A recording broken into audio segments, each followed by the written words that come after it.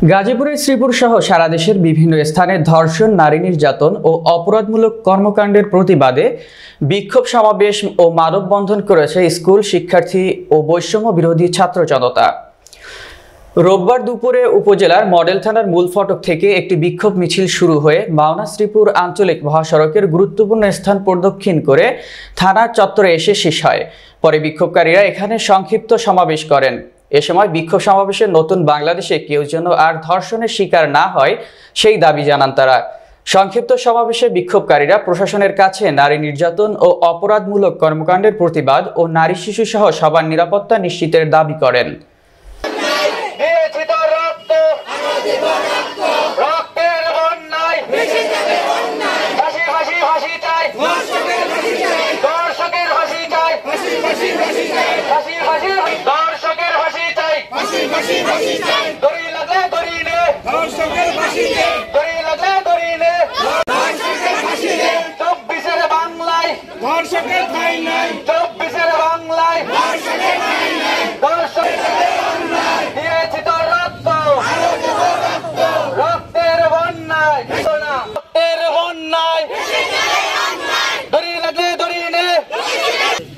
আমরা মাগুরার ঘটনাটা ফেসবুক টিভিতে আমরা দেখতে দেখতে আমাদের শ্রীপুরে পরপর দুইটা ঘটনা আমরা সম্মুখীন হয়েছি।